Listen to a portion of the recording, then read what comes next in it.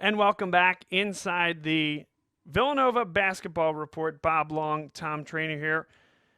And now it is time for tonight's episode of V's and O's, where we go to the whiteboard and break down one concept of Villanova basketball. And tonight, quite simply, it's Jermaine Samuels, a guy that many say is a key to the success of this offense.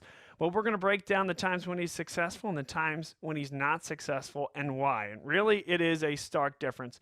It's the difference between shots in here and shots out here. And it is that simple.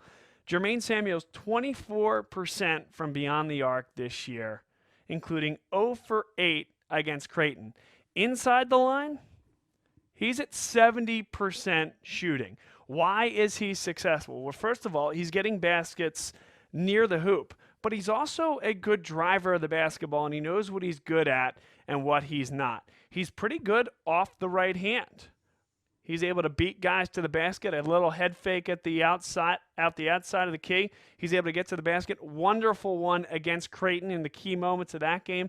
Able to get by his defender strong up to the glass. The other one is he's an excellent rebounder. So in this area here, he's able to finish, go right up, and the key there, not putting the ball on the turf. I talk about his right-handed dribble. I'm not talking about his left-handed dribble. Why?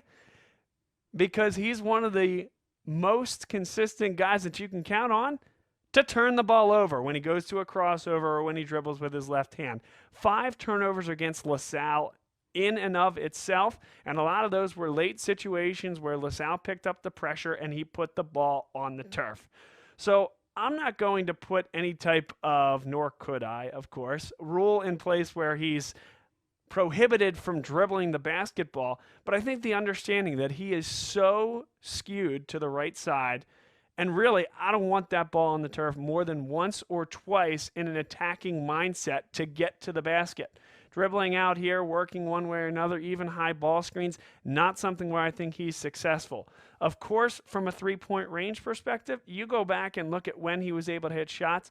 It's dribble penetration from Gillespie or more, an open kick-out three, even the big one against Kansas, that was way north of the line. That came from here, not putting the ball on the turf. That's the key for Jermaine Samuels if he's going to shoot the three-point ball. But again, even that is suspect. Tom talked about it in the earlier segment where he was essentially given the stoplight.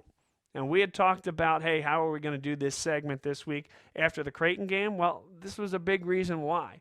And then we see him go 2 for 4 in very concerted efforts to only take the good shots. Georgetown almost daring him to do it, and he didn't take the bait. And that's the other question about Jermaine Samuels. It's the IQ of the game. Jermaine, certainly, smart kid, a guy that understands situations and times, but he falls asleep. He's a great defender, but I see him get too aggressive on the perimeter. If he has a defender out, if he has a player out here on the opposing offense, does he need to be here? Well, it depends who the player is. But remember, he's guarding the 3 and the 4. So the thought is a three-point range out to what would be an NBA line maybe isn't a necessity for Jermaine Samuels. He can get a little handsy out there. He can rush out too quickly on a closeout and allow this guy to get to the basket. Again, very, very good rebounder. Somehow it seems like Villanova is really good when he's on the floor. I called him Jekyll and Hyde. I called him an enigma. He's a guy that helps you win in this area right here, rebounding the basketball and scoring at a 70% clip from inside the three-point line. That's about as good as anybody on this team.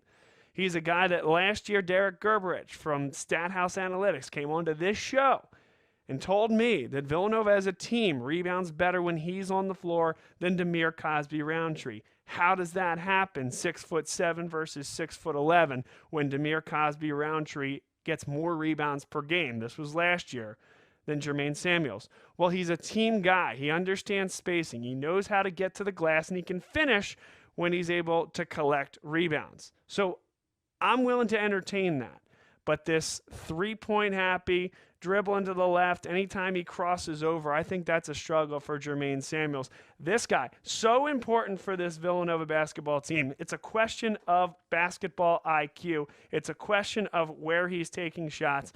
It's a question of where and when and how he puts the ball on the turf.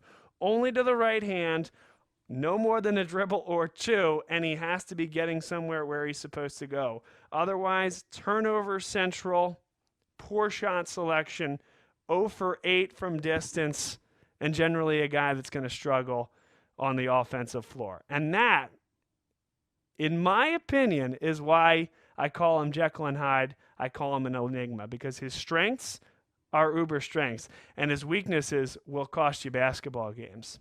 So that's today's V's and O's segment. Thanks for being with us. Bob Long, Tom Trainer, here on the Villanova Basketball Report, and we'll be right back.